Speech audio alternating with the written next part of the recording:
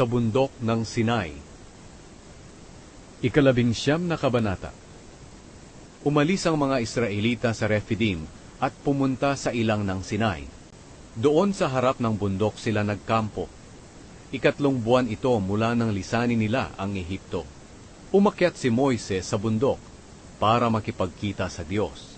Tinawag siya ng Panginoon doon sa bundok at sinabi, "Sabihin mo ito sa mga Israelita na mga lahi ni Jacob.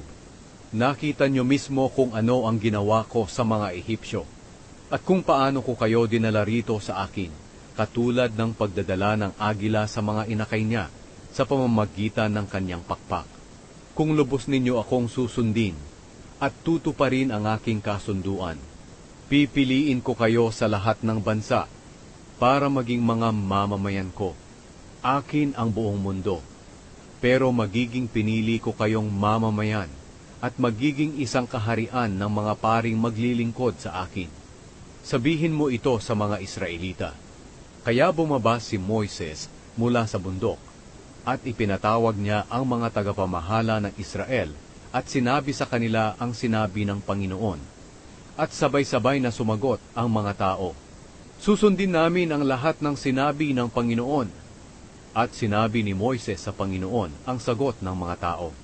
Sinabi ng Panginoon kay Moises, "Darating ako sa iyo sa pamamagitan ng makapal na ulap para marinig ng mga tao ang pakikipag-usap ko sa iyo, at nang lagi silang magtiwala sa iyo."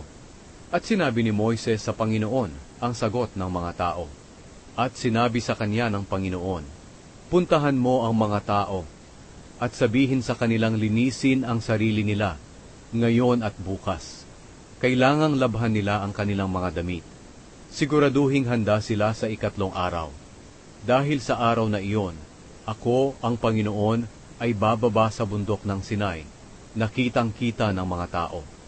Maglagay ka ng tanda sa paligid ng bundok, kung hanggang saan lamang tatayo ang mga tao. Sabihin mo sa kanila na huwag silang aakyat o lalapit sa bundok. Ang sino mang lalapit sa bundok ay papatayin, tao man o hayop. Kung gagawin niya ito, babatuhin siya o kaya naman ay papanain. Walang kamay na hihipo sa kanya. Makakaakyat lang ang mga tao sa bundok kapag pinatunog na ng matagal ang tambuli." Bumaba si Moises sa bundok at inutusan niya silang linisin ang mga sarili nila at nilabhan ng mga tao ang kanilang mga damit. Sinabi ni Moises sa kanila, "Ihanda ninyo ang mga sarili ninyo para sa ikatlong araw. Huwag muna kayong makipagtalik sa inyong asawa." Kinaumagahan ng ikatlong araw, kumulog at kumidlat, at may makapal na ulap na tumakip sa bundok, at narinig ang malakas na tunog ng trumpeta. Nanginig sa takot ang lahat ng tao sa kampo. Pagkatapos dinala ni Moises sa labas ng kampo ang mga tao para makipagkita sa Diyos, at tumayo sila sa paanan ng bundok. Nabalot ng usok ang bundok ng Sinai, dahil bumaba roon ang Panginoon sa anyo ng apoy. Pumaitaas ang usok kagaya ng usok na nanggaling sa hurno, at nayanig ng malakas ang bundok. At lalo pang lumakas ang tunog ng trumpeta. Nagsalita si Moises at sinagot siya ng Panginoon sa pamamagitan ng kulog. Bumaba ang Panginoon sa ibabaw ng bundok ng Sinai, at tinawag niya si Moises na umakyat sa ibabaw ng bundok. Kaya umakyat si Moises, at sinabi sa kanya ng Panginoon, "Bumalik ka sa ibaba at balaan mo sila na huwag silang lalampas sa hangganan na inilagay sa paligid ng bundok para tingnan ako.